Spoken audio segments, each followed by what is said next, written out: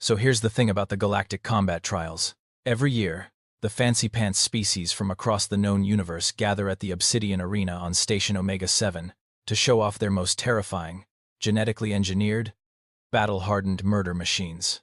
It's like a dog show, except instead of poodles, you've got creatures that can liquefy your internal organs with a casual glance. Real wholesome family entertainment. The arena itself was enormous, a gleaming structure of dark metal and force fields that could contain a small supernova, which, according to the brochure, had happened exactly once during the third annual trials. That species no longer attended. Draw your own conclusions.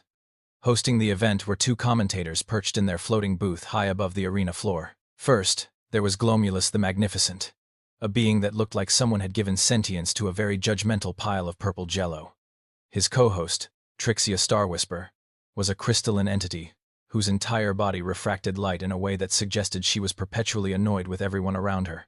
She was, "Welcome, welcome, esteemed beings from across the galaxy," Glomulus announced, his gelatinous form quivering with excitement.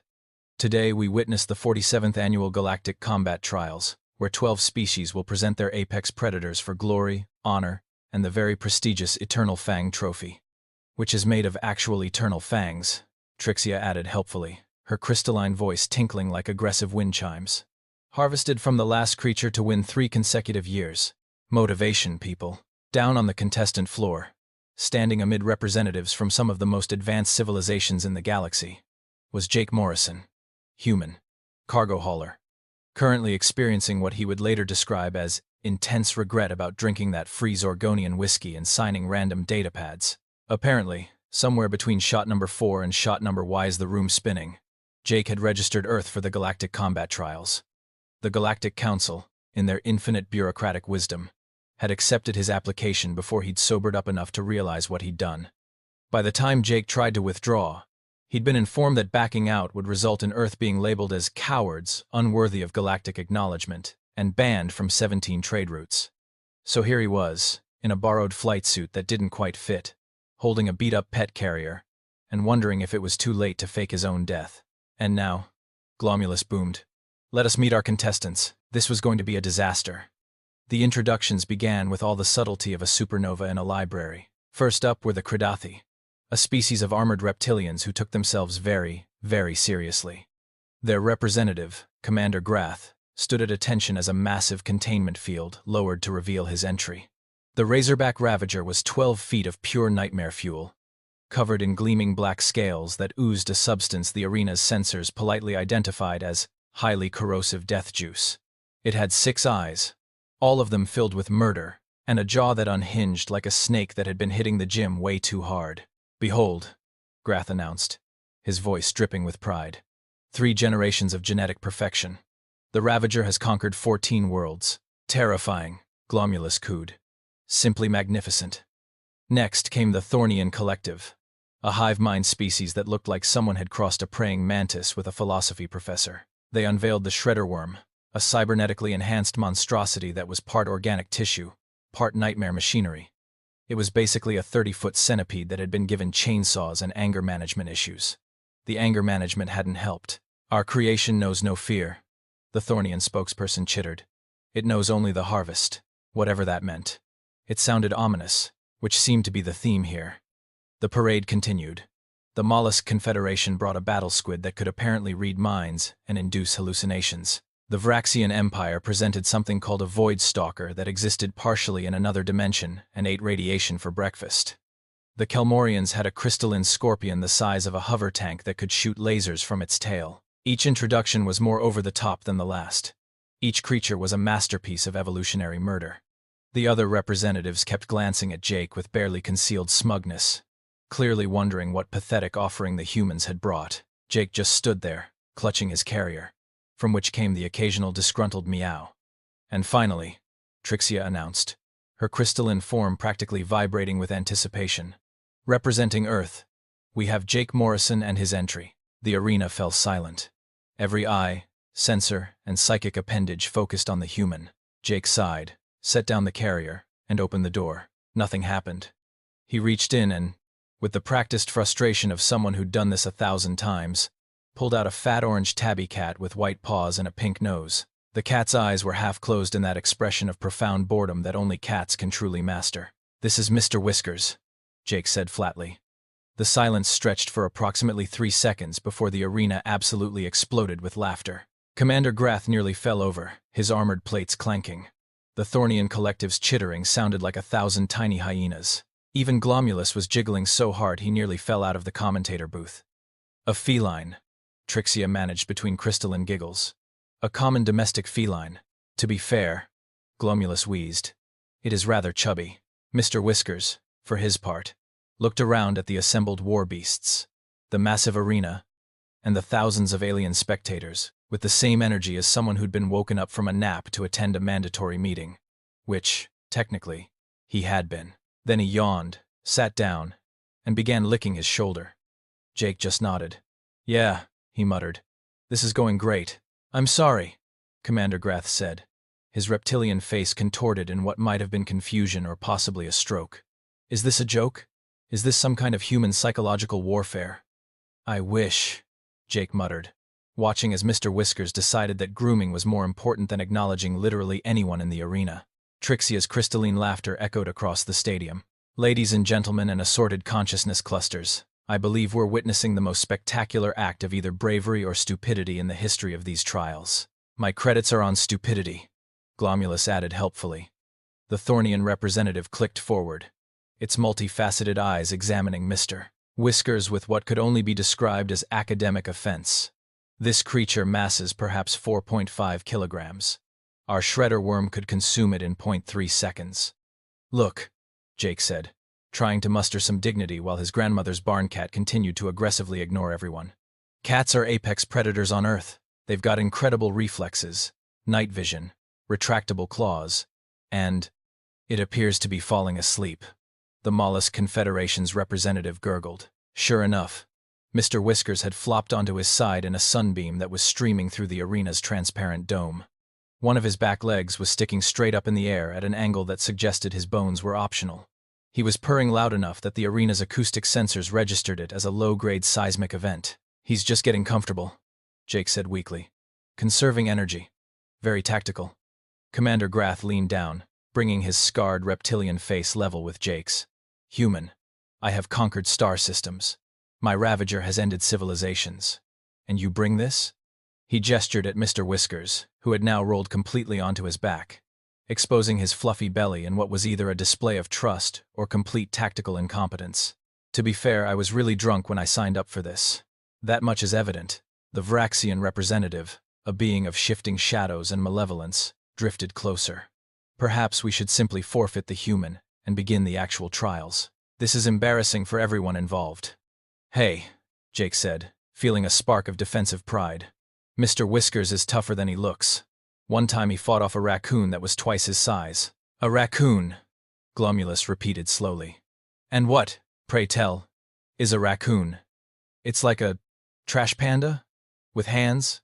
The silence that followed was deafening. "The human's war beast once fought a trash panda," Trixia announced to the crowd, her voice dripping with amused disbelief. "With hands." The laughter reached new heights. Several species representatives were making gestures that their translators unhelpfully interpreted as ritual mockery. Mr. Whiskers, apparently disturbed by all the noise, rolled back onto his feet, arched his back in a long stretch that showed off his considerable girth, and then sat down to vigorously lick his own butthole. "Magnificent," the Kelmorian representative hissed sarcastically. "Such grace. Such power." Jake ran a hand through his hair. "Look, can we just get this over with? I've got a cargo run to Phobos Station next week, assuming I survive the humiliation." "Oh, you'll survive," Commander Grath said, his voice filled with predatory amusement. "Your dignity, however, is already dead." Mr. Whiskers chose that moment to make direct eye contact with the Razorback Ravager, which was still contained behind its force field, dripping acid and radiating menace. The cat's pupils dilated slightly. His tail swished once. Then he turned away, presented his backside to the 12-foot murder machine, and went back to grooming. Even Jake had to admit that was pretty disrespectful. "Trial begins in 5 minutes," Glomulus announced. "Competitors, prepare your creatures for glory, honor, and probable dismemberment." Jake looked down at Mr. Whiskers. Grandma, if you can hear me up there, I'm so sorry about what's going to happen to your cat. Mr. Whiskers meowed once, a sound that roughly translated to, I want tuna and I want it now. Yeah, this was definitely going great. The first trial was called the Gauntlet of Dominance, which sounded way more impressive than it actually was. Basically, each warbeast had to cross a 100-meter arena while facing holographic projections of various threats, everything from asteroid strikes, to plasma fire, to simulated predators. The goal was to demonstrate raw courage and tactical aggression. Commander Grath's Razorback Ravager went first, charging through the gauntlet like a freight train made of hatred and acid. It destroyed every holographic threat with extreme prejudice, roaring its dominance so loud that 3 audience members in the front row requested medical attention for ruptured audio receptors.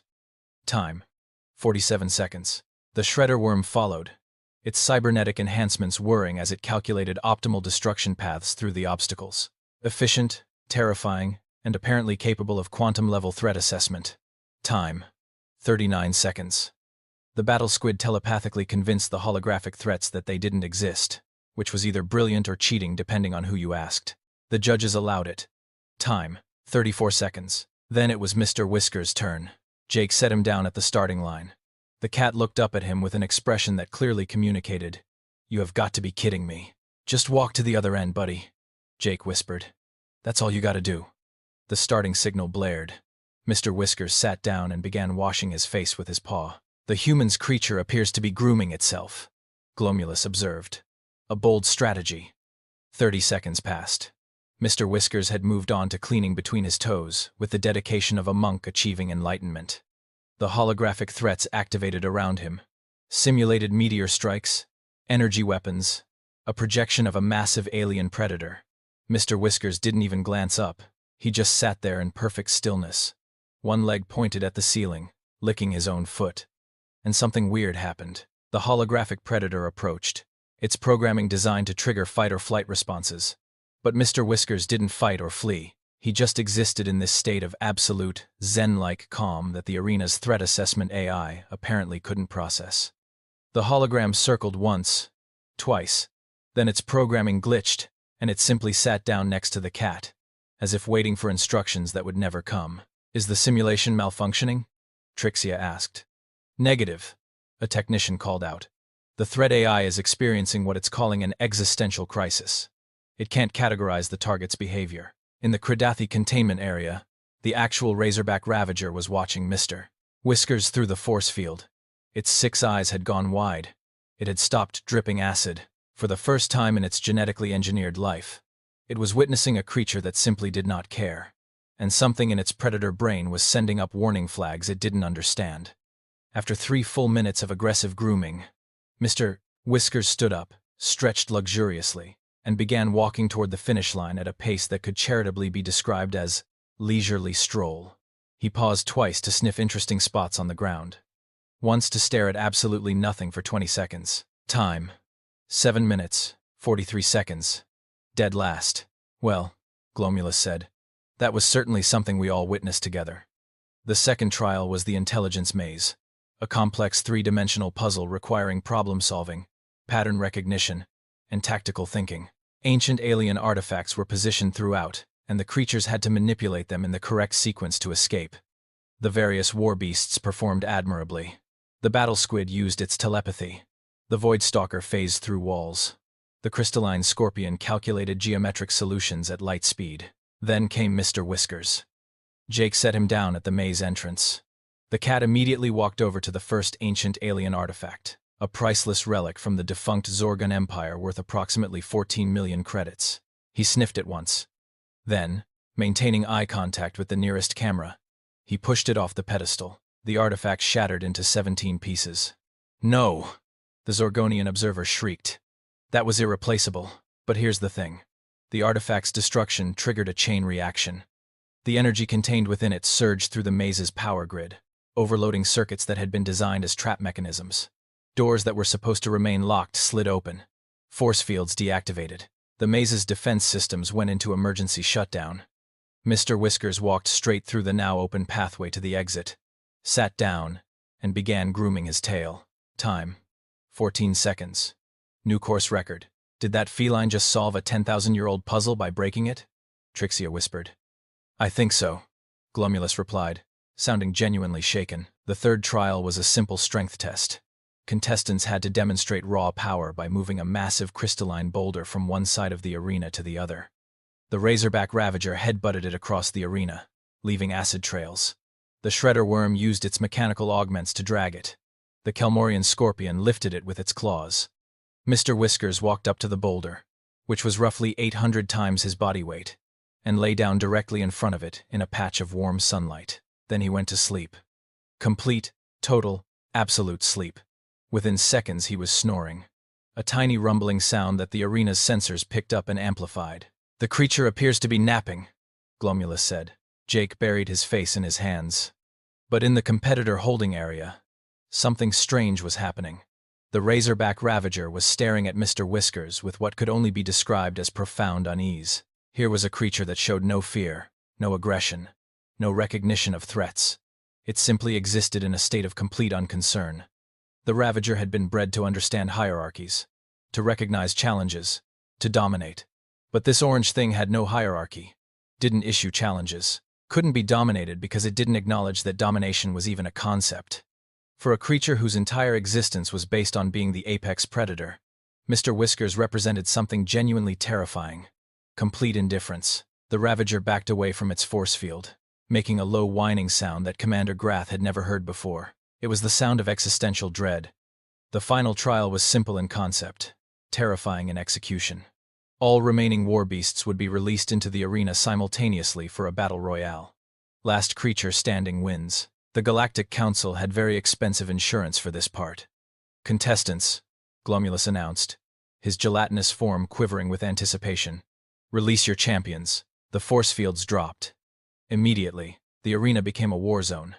The razorback ravager charged forward, acid spraying. The shredder worm's cybernetic enhancements screamed to life. The battle squid's tentacles writhed as it began broadcasting psychic assault waves. The void stalker phased in and out of reality, striking from impossible angles. The crystalline scorpion's tail cannon charged with enough energy to vaporize a small spacecraft. It was glorious. It was terrifying. It was exactly what the audience had paid to see. And then there was Mr. Whiskers. Jake had set him down near the edge of the arena. The cat took one look at the chaos unfolding before him, yawned so wide his jaw cracked audibly, and walked directly into the only sunbeam currently illuminating the blood-soaked sand. He sat down. He began licking his butthole. The human's feline is grooming its posterior, Trixia narrated unnecessarily. Bold choice given the circumstances. The war beasts initially ignored him, too busy trying to murder each other with professional efficiency. The shredder worm grappled with the crystalline scorpion.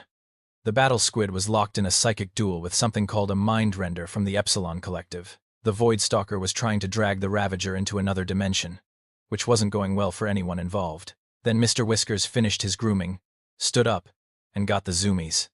If you've never owned a cat, the zoomies is that inexplicable phenomenon where a cat suddenly decides that it must run at maximum velocity for absolutely no reason whatsoever, usually at 3 in the morning, usually involving launching themselves off furniture like a furry missile. Mr. Whiskers got the 3 in the afternoon arena zoomies. He exploded into motion, running in a completely random zigzag pattern at speeds that Jake honestly didn't know he was capable of. His pupils dilated to full moons. His ears went flat. He was running from nothing and toward nothing with the intensity of a creature possessed. He ran directly between the shredder worm's legs. The worm, programmed to track and intercept fast-moving threats, immediately identified Mr. Whiskers as a priority target. It disengaged from the scorpion and spun around. Its cybernetic sensors locked on the orange blur. Mr. Whiskers changed direction with zero warning, because cats don't believe in physics or predictable behavior. The shredder worm's momentum carried it forward, directly into the crystalline scorpion's charged tail cannon. The explosion was spectacular. Both creatures went down in a tangle of smoking metal and cracked crystal. Mr. Whiskers, completely unaware that he'd just eliminated 2 competitors, skidded to a stop and began intently stalking something only he could see. His butt wiggled. His pupils were still maximum diameter. He was hunting the invisible. Then he pounced at absolutely nothing, rolled, kicked at the air with his back legs, and jumped sideways like he'd been electrocuted. The battle squid, attempting to make sense of this erratic behavior through its psychic abilities, Tried to read Mr. Whiskers' mind. That was a mistake. The psychic backlash was immediate.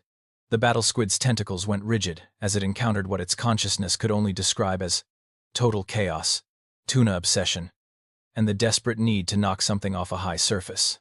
The squid's highly evolved brain tried to process the cat's thought patterns and essentially blue-screened. It retreated to a corner of the arena and curled into a traumatized ball. The Void Stalker, sensing an opportunity, phased partially into reality to strike at Mr. Whiskers, who was now chasing his own tail in tight, aggressive circles. The stalker's claw passed through empty space. Mr. Whiskers had reversed direction mid-spin because he'd decided his tail was boring and his ear was now the enemy. He spun, twisted, fell over, popped back up, and in his manic movements, somehow ended up directly where the Void Stalker was about to phase back into reality. They collided. The Void Stalker, a creature that existed partially in 17 dimensions, had never experienced anything like the sensation of a 12-pound orange furball occupying the same space as its semi-corporeal form. The dimensional feedback loop was catastrophic. The stalker flickered, glitched, and teleported itself directly into a containment field wall, where it stuck like a dimensional fly on interdimensional flypaper. That left the Razorback Ravager. Commander Grath's pride and joy. 12 feet of genetically perfected murder. 3 generations of warfare breeding. Conqueror of 14 worlds. It stood on one side of the arena, acid dripping. All 6 eyes focused on the small orange creature that had somehow, impossibly, eliminated most of the competition. Mr. Whiskers finally stopped running. His zoomies had passed. He sat down, panting slightly, and began grooming his paw with the casual energy of someone who just completed light cardio. The Ravager charged. The crowd gasped. Jake closed his eyes. Mr. Whiskers looked up at the approaching wall of scales and teeth and acid, made direct eye contact with the Ravager, and slowly, deliberately, began grooming his other paw. The Ravager skidded to a stop 3 feet away. Because in that moment, it understood something fundamental. This creature didn't see it as a threat, didn't see it as prey, didn't see it as anything worth acknowledging. The Ravager could destroy it easily, yes, but there would be no satisfaction in it, no recognition, no fear, just indifference. The Ravager, for the first time in its engineered existence, turned around and walked back to its starting position. It lay down. It refused to continue. Commander Grath's jaw dropped so hard it actually made a clanking sound. The arena was dead silent. Mr. Whiskers yawned, flopped onto his side, and went to sleep. The silence in the obsidian arena stretched for what felt like an eternity. 70,000 beings from across the galaxy, representing hundreds of species and countless cultures, all unified in their complete inability to process what they had just witnessed. Glomulus the Magnificent was the first to speak, his gelatinous form trembling. The human's creature. It appears to have won?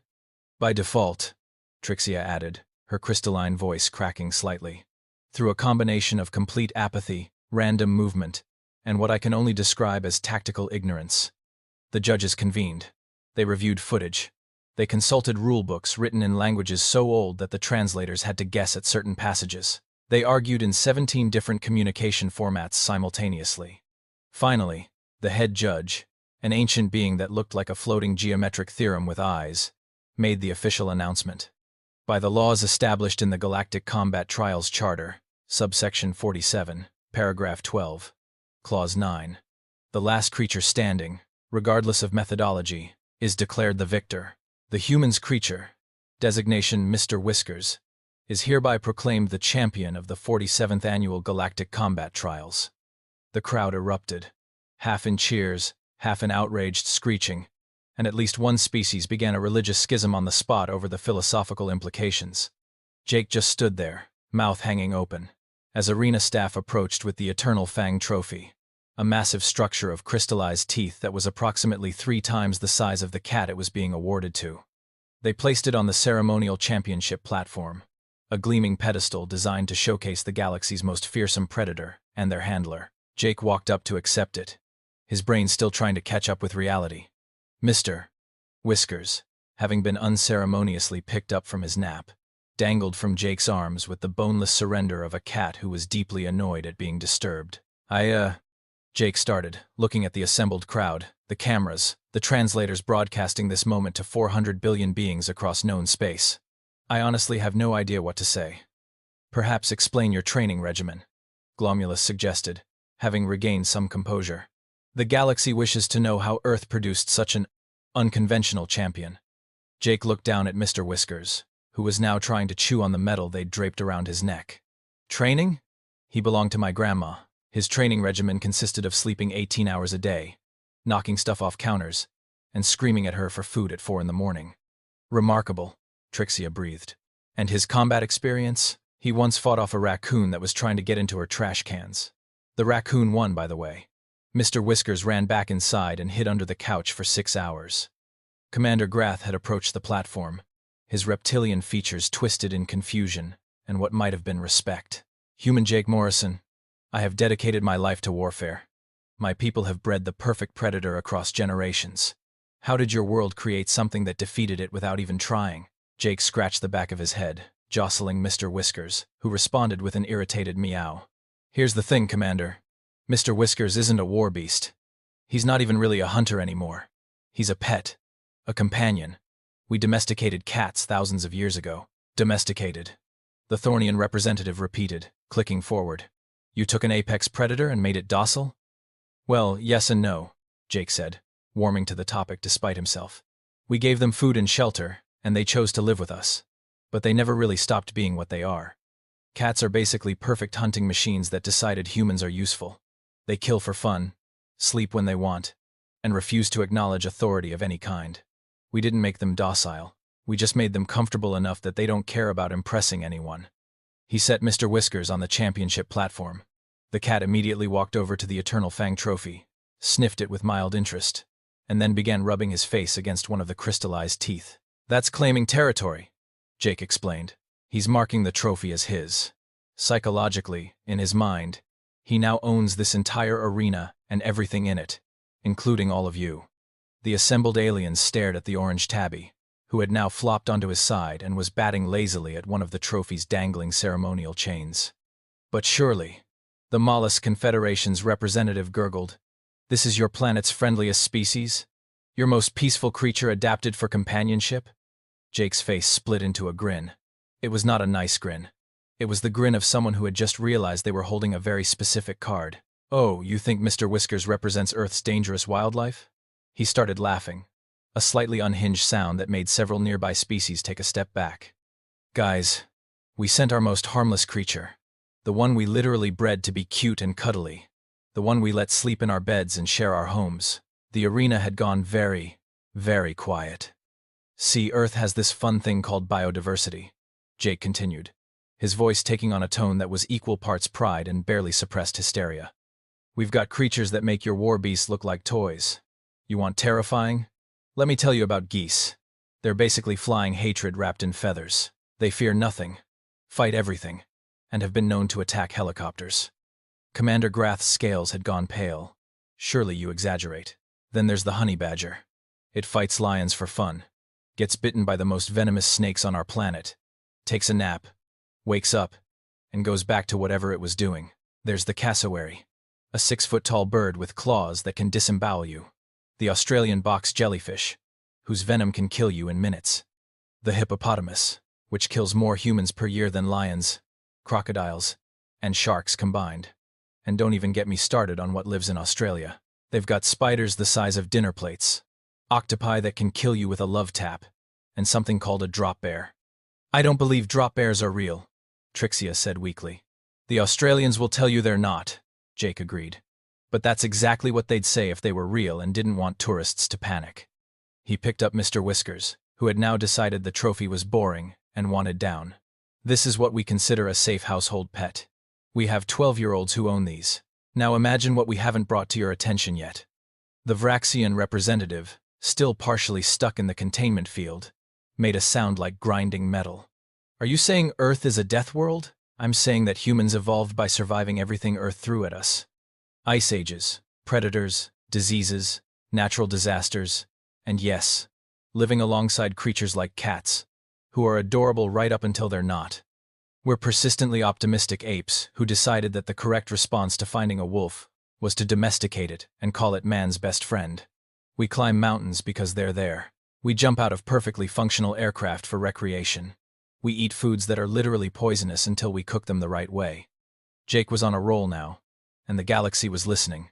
You want to know the scariest thing about humans? We looked at cats, perfect little murder machines, and said, "Ah, cute. I'm going to dress it in a tiny hat." We're persistence hunters. We don't give up. Ever.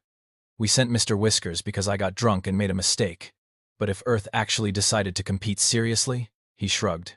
Well, I'm just saying, you should be glad we're friendly. Mr. Whiskers chose that exact moment to hack violently, his whole body convulsing. The assembled aliens watched in horror as he coughed up a hairball directly onto the ceremonial championship platform, a sacred structure that had hosted victory celebrations for 47 years. The hairball landed with a wet splat. Mr. Whiskers looked at it, looked at the crowd, and walked away with his tail high, as if he'd just accomplished something important. And that, Jake said, pointing at the hairball on the platform, is what we call a power move. Glomulus made a sound like deflating balloons. I believe I speak for everyone when I say that Earth's application for future galactic combat trials has been preemptively approved for exhibition status only. No actual competition necessary. Probably for the best, Jake agreed. He looked around at the assembled war beasts, the advanced civilizations, the pinnacle of genetic engineering and military might from across the galaxy. Anyone got any treats? Preferably tuna-flavored? Mr. Whiskers gets cranky when his blood sugar drops, and you really don't want to see him cranky. The Cradathi, the Thornians, the Mollusks, the Vraxians, and representatives from 8 other advanced civilizations all simultaneously began searching for acceptable Earth feline nutrition. Because if there was one thing the 47th Annual Galactic Combat Trials had taught them, it was this: never, ever, upset the cat. Mr. Whiskers, champion of the Galactic Combat Trials, conqueror of 12 world's finest war beasts, veteran of the Great Raccoon Incident, began purring. Somewhere in the audience, a Kelmorian fainted. Jake just sighed, picked up his grandmother's barn cat, and wondered if the Cargo Haulers Union had a support group for accidental galactic incidents. Probably not, but they really, really should.